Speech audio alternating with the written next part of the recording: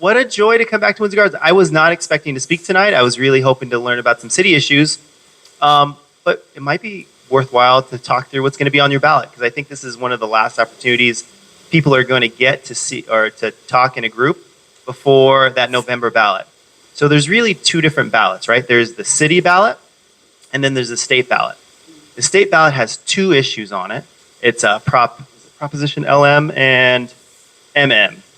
So LL, just let me make sure. Okay.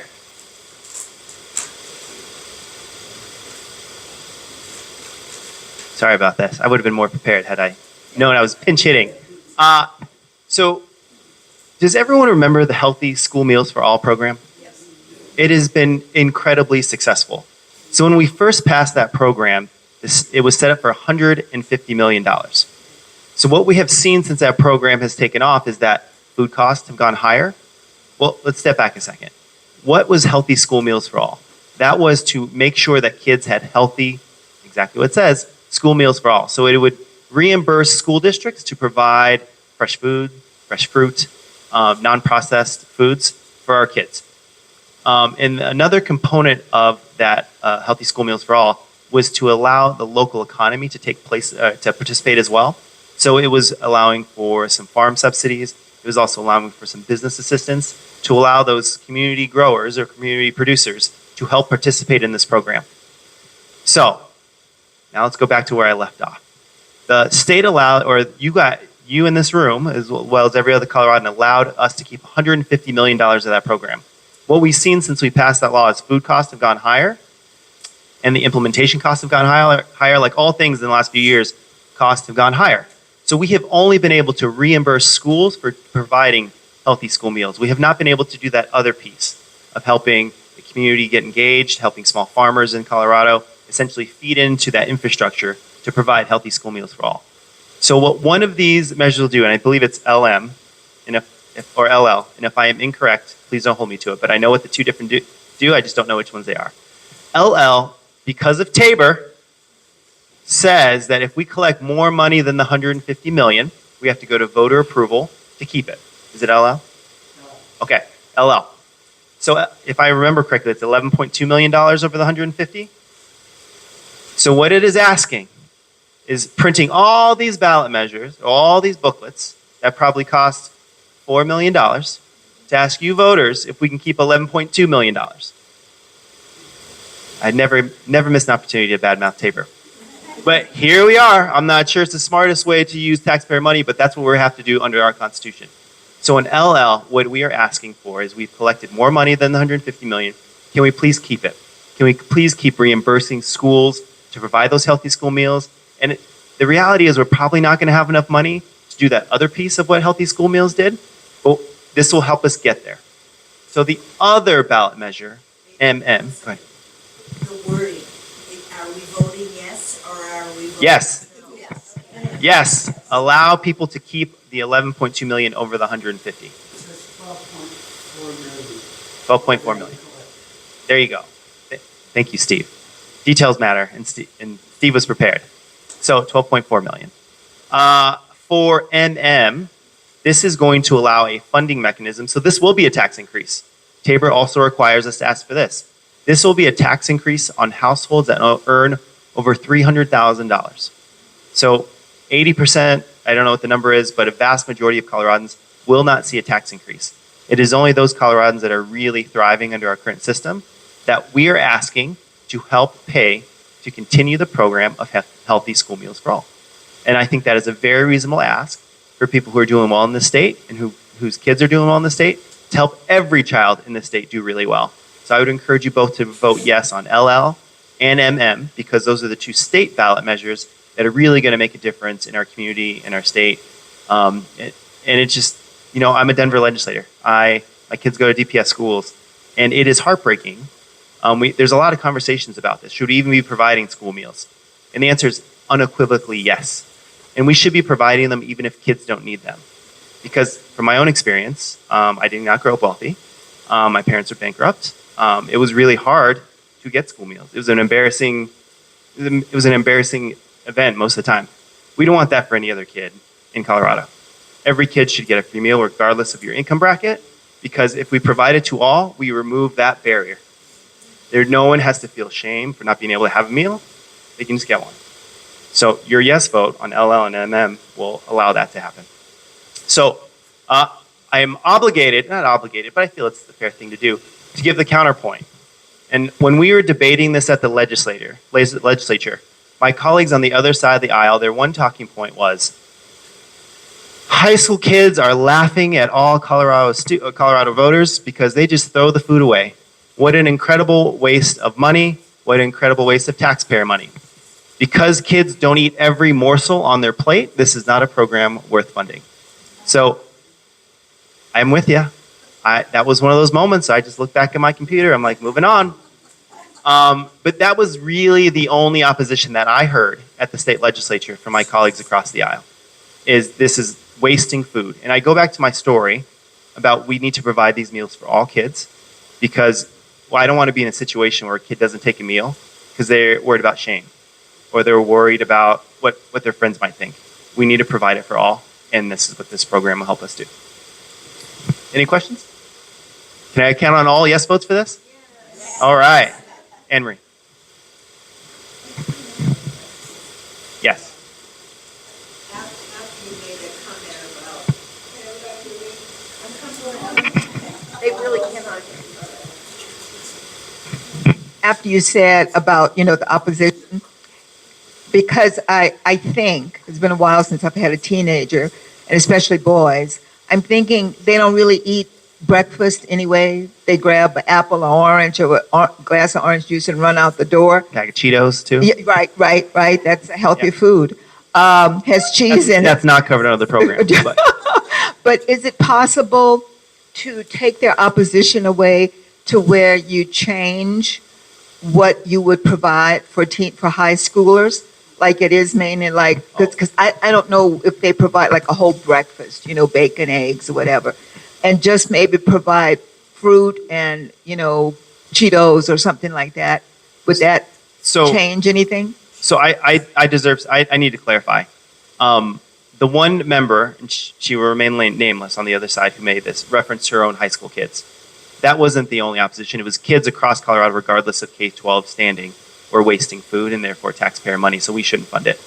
Until they can prove they can eat everything, we shouldn't fund it, which was one of the most ridiculous positions I heard all year. I can understand that, but that's why I was saying if the eighth graders and under are getting a meal, if you could change it for the older kids so they wouldn't be throwing food away, you would provide what they eat. So again, I'm going to take an opportunity to punch Tabor right in the face.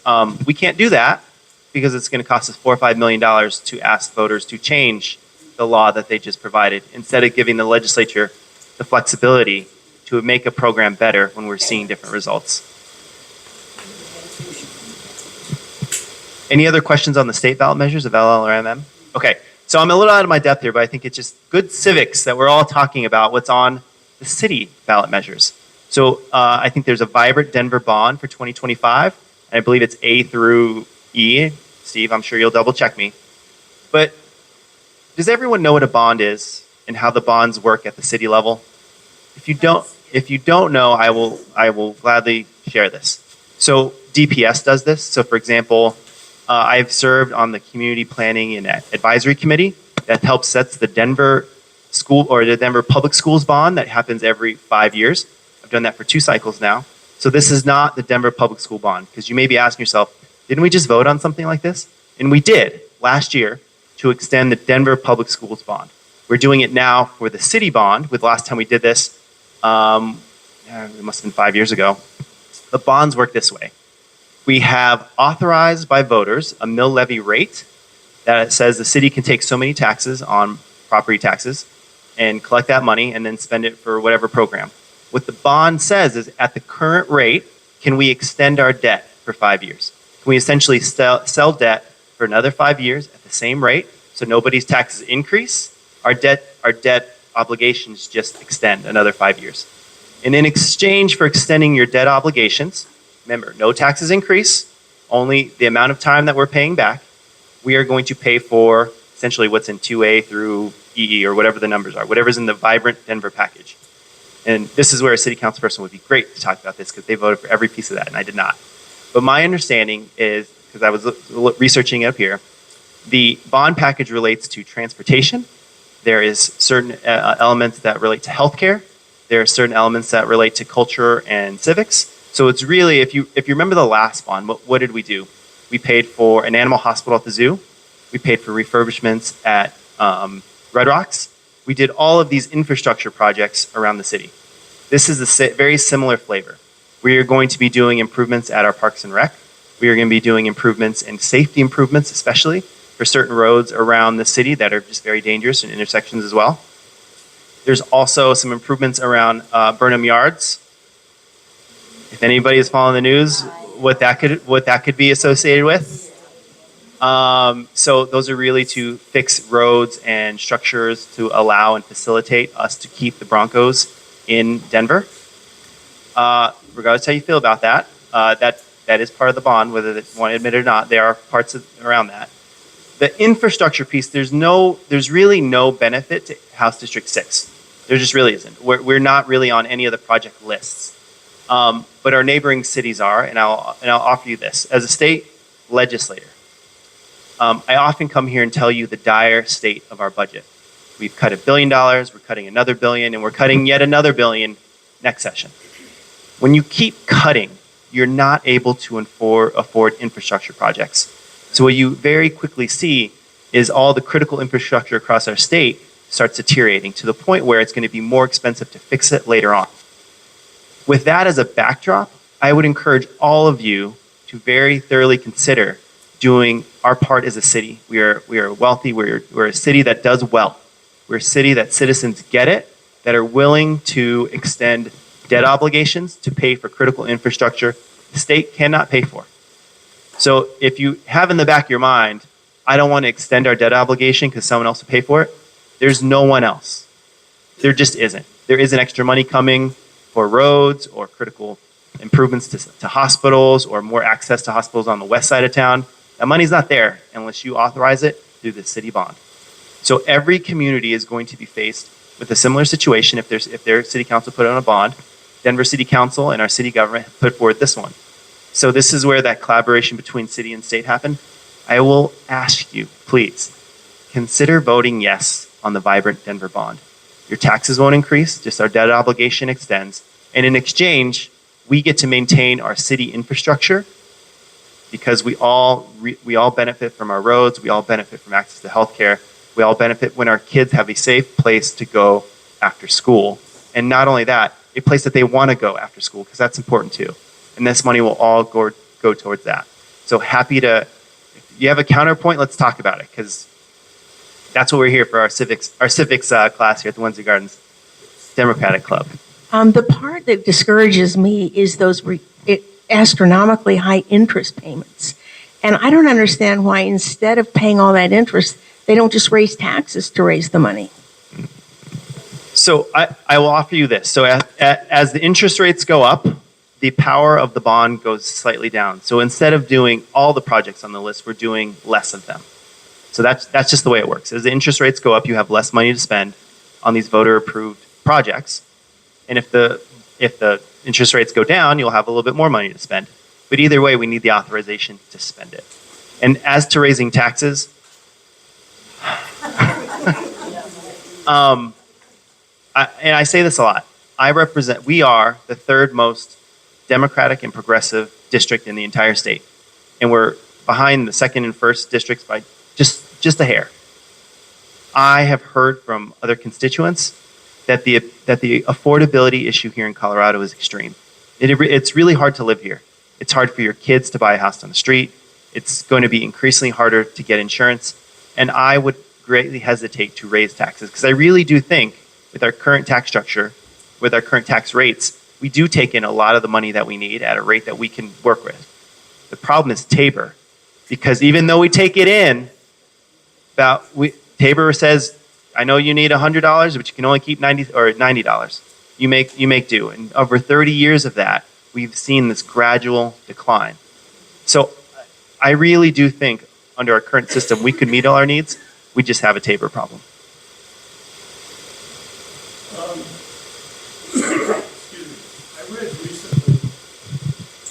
in a CCJRC, that's the Coalition of Colorado Criminal Justice Reform, the DOC is proposing to build in New Jersey. And we just got done talking about how many schools get all this money.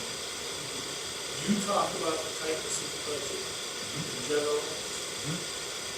Personally, I think it's immoral to spend as much money on prisoners and as little money on education as we do, but that's a broad issue. Focus specifically on your efforts to build new prisons. Two questions. What can you tell us about that? And secondly, will you commit to fight? So I'll take the second one easy. Well, let me answer the first one. I've heard rumblings of this. I don't know if that prison is being funded with federal dollars or state dollars. If it's being funded with state dollars, I agree with you. There are much better ways to prevent filling prisons. So, for example, why don't we make sure every one of our kids can read at grade level by third grade? If we did that today, that would make a huge downstream impact on our ability or our necessity to have facilities like that. Now, and I don't know enough about this topic, but are we building a new prison, one, because we want more capacity, or two, because they're currently unsafe? If the answer is they are currently unsafe, we might have to consider something. If the answer is we want more capacity, I want to spend that money somewhere else. But if people are in the system and we are housing them in manners that are unsafe because we don't have enough resources or it's unsafe to work there, that is a problem that we should address. But if we are trying to create more capacity, that's not where our dollars should go. Our dollars should go to other things. And I say this because I'd be very hesitant to see this on a state budget matter because I'd want to know the details. Which one is it? And if it's with federal dollars, we don't have a lot of control over that. It's federal money. Talk to Pam Crystal. Okay. That's CCJRC. Absolutely, we'll do. But I hopefully you understand. That's my thought process on that. If you see me voting yes for something like that, it's because it's probably unsafe, and we need to fix our infrastructure. Which goes back to our Vibrant Denver bond issue. Like, if you can spend money on infrastructure now, please do it. The desire to build another prison might be related to immigration, and if that's the case, does the federal dollars pay for all of the prisons that are built for immigration? So we got to be real careful with the nuance here. So if we're talking about a prison, that is something different than an immigration facility. So prison is the facility that we use to house people that have violated Colorado law. In an immigration facility is strictly the domain of the federal government. If there is a bill that asks to use federal or state funds to fund an immigration facility, the answer is hell no. Hard no. I don't care. Not our responsibility. It's not what we should be doing with state dollars. But it's just not. That is a non-starter with your representative from HD6. We're not doing it. If it goes to our responsibility to make sure people who are paying their debt to society and getting on the other way to make sure that they are safe, that's a different conversation.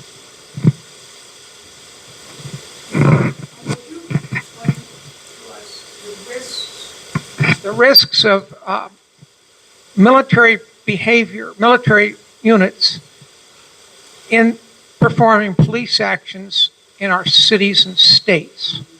And your opinion or your understanding of how that works and what the rules of engagement are and what happens to people that misuse those rules. So I think I came here at a previous meeting and talked about this. I feel like I'm in a unique position for this. I believe I am the only Democrat, or actually it's Senator Ball as well. So Senator Ball and myself are the only Democrats currently serving in a reserve capacity in the military. I also had the privilege of going to our United States Air Force Academy, where they taught civics to a very high level. And I will offer to you that myself and all of our colleagues understand the role of the military, understand our limitations. We are not a domestic law enforcement entity. We're not. We're meant for security of the nation, foreign wars. That is our role and responsibility. And I think whatever comes down, there's a lot of eyes, especially in the military. Is this a lawful order? And I think that is very fair to say. Who knows what the future will hold? But I can tell you the people I serve with care very deeply about our Constitution, care very deeply about the rule of law, and are always, always thinking about that. They just are. And I'll put in a plug. Actually, you have met him before. He was one of my best friends at the Air Force Academy. He came here. I think it was on the first day of session in January. He came in to see me sworn in, and he stood at the back of this meeting. Very short guy. He was the commander of a unit. I saw him again today. And he is currently on active duty, and he is working during the government shutdown, and he will soon be without a paycheck and still expected to work. The things and issues that are happening at the federal level have tangible impacts for people we know and we love, and I would just offer for all of you to keep those folks in mind. If you know a government employee, if you know a member in the military, they will be very close to continuing to work without pay, especially if they are in a critical position. So, keep them in your thoughts. Think about them and give them any encouragement you can, because I know for my friend, he's very much concerned about that.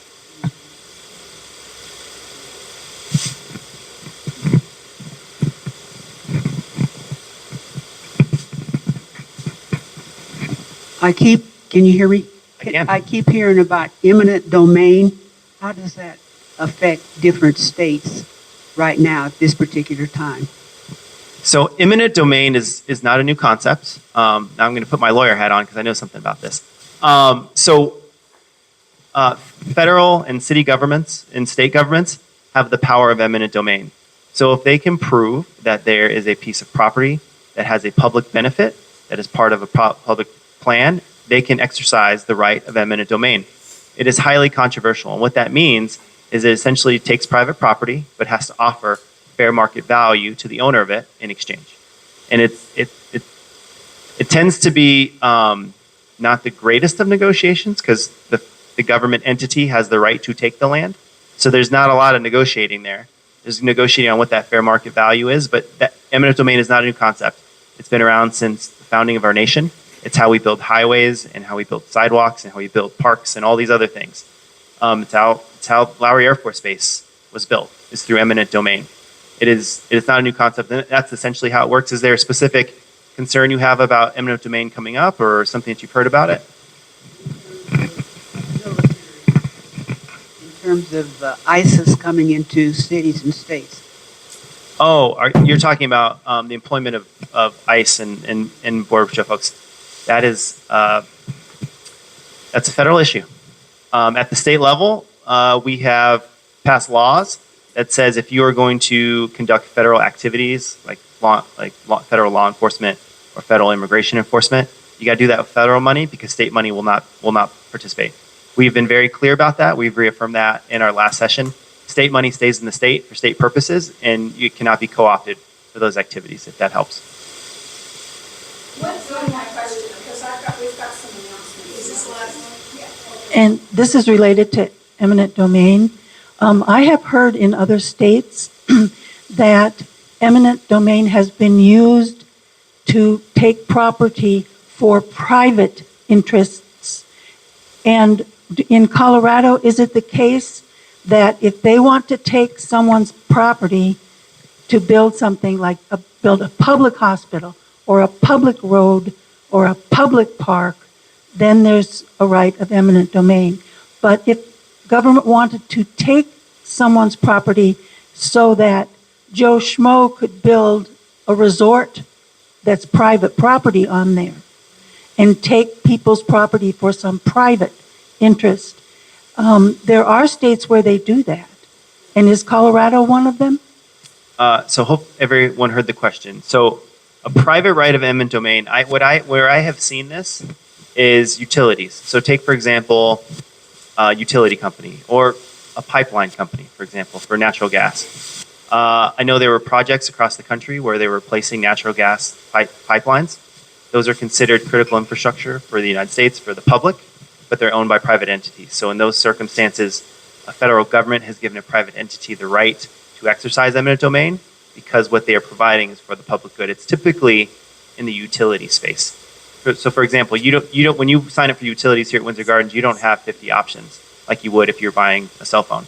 You get one, right? It's the whoever services here because those infrastructure pieces are so expensive and it's just difficult.